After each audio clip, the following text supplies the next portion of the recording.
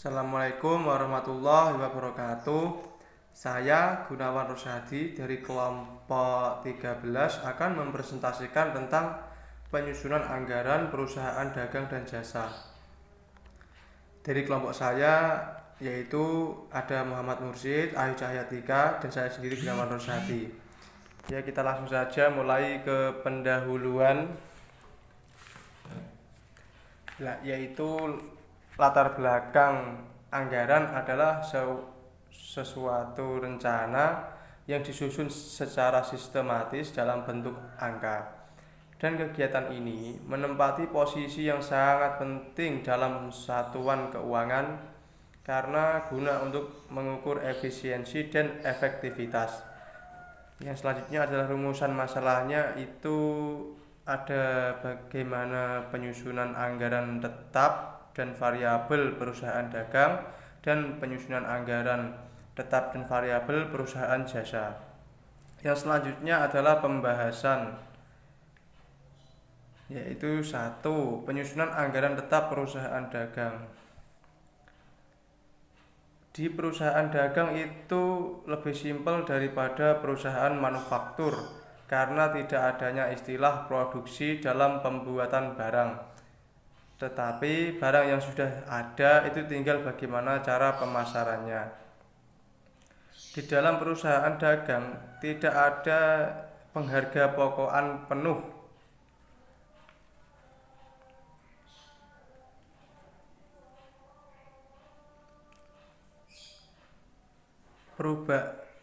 Perusahaan dagang kegiatannya membeli barang untuk dijual lagi, sehingga dalam perusahaan dagang terdapat anggaran pembelian barang dengan sediaan barang dagangan.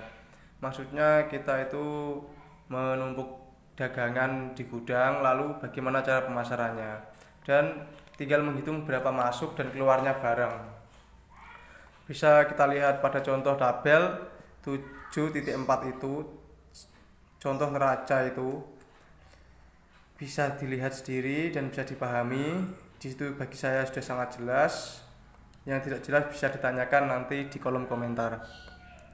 Yang selanjutnya adalah penyusunan anggaran operasional, yang dimaksudkan untuk menyusun anggaran laba rugi yang terdiri atas anggaran jualan, anggaran belian, dan anggaran beban penjualan dan administrasi. Anggaran jualan yang disusun beserta anggaran kas masuk dari pendapatan jualan seperti tabel 7.5 bisa dilihat sendiri. Itu sudah bisa dipahami. Yang selanjutnya adalah anggaran beban penjualan administrasi. Anggaran beban penjualan dan administrasi merupakan unsur dari beban yang disusun seperti tabel 7.17 bisa dilihat sendiri. Bisa dibaca biar lebih jelas. Yang selanjutnya adalah anggaran laba rugi. Anggaran laba rugi merupakan tujuan dari penyusunan anggaran operasional. Oleh karena itu, dalam penyusunan anggaran laba rugi diperlukan beberapa unsur dari anggaran operasional seperti anggaran jualan pada tabel 7.15 tadi dan anggaran belian 7.16.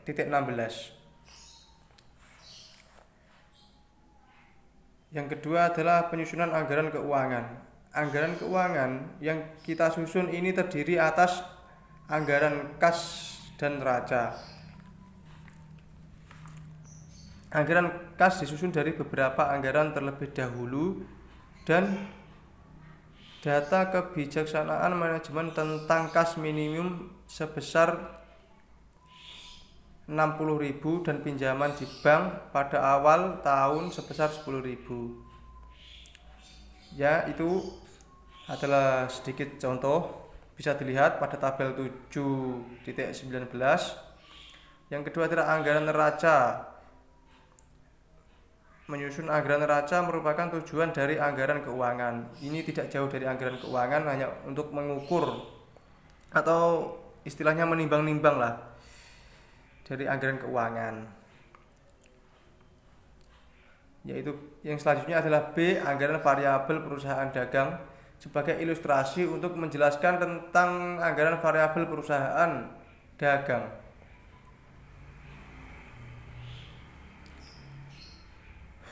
Memperdagangkan suatu jenis barang berupa lamang selama bulan April 2019 perusahaan memperkirakan 25.000 kilo. Tetapi pada kenyataan aktual atau kenyataan perusahaan dapat menjual sebanyak 27.000 kilo. Kapasitas toko di gudang misalkan 30.000 kilo. Untuk lebih lengkapnya kita bisa lihat data di bawah ini. Dari data tersebut dapatlah disusun anggaran variabel, laporan realisasi anggaran, dan analisis selisih.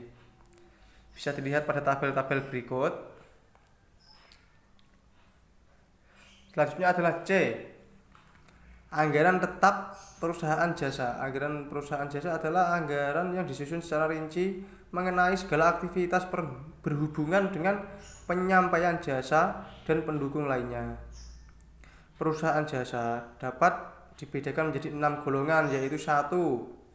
Perusahaan jasa keuangan, perusahaan jasa angkut, perusahaan jasa hiburan, perusahaan jasa penitipan, perusahaan jasa sewa, perusahaan jasa lainnya seperti pengetikan, perusahaan penagihan, dan percaloan. Berikut ini adalah contoh anggaran perusahaan jasa perbankan. Seperti yang kita ketahui, bank itu dari kata banco, bahasa Itali, yang artinya tempat duduk.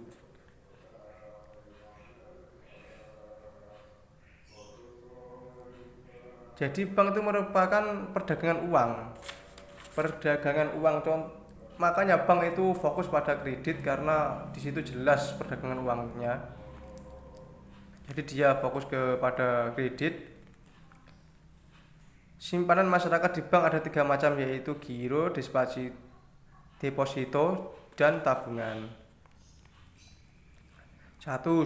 Simpanan giro adalah simpanan masyarakat di bank yang penarikannya dilakukan setiap saat dengan menggunakan cek.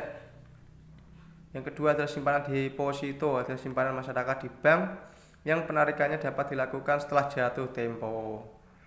Yang ketiga adalah tabungan, simpanan tabungan adalah simpanan masyarakat yang penarikannya dilakukan menurut syarat-syarat tertentu.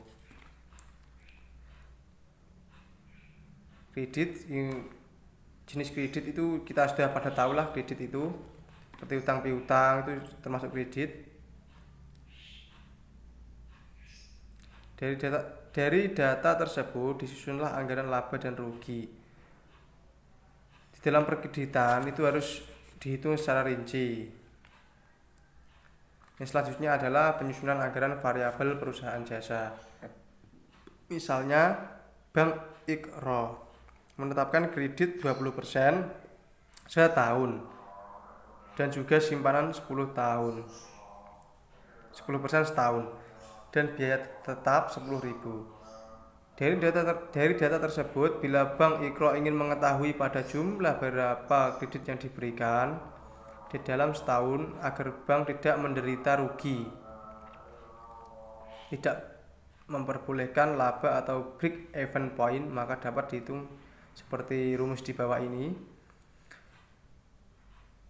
Dan yang selanjutnya adalah penutup. Simpulannya, penyusunan anggaran perusahaan dagang lebih sederhana dibandingkan penyusunan anggaran perusahaan manufaktur karena dalam perusahaan dagang tidak terdapat istilah bahan baku, tenaga kerja langsung, overhead pabrik, produk jadi, dan produk proses.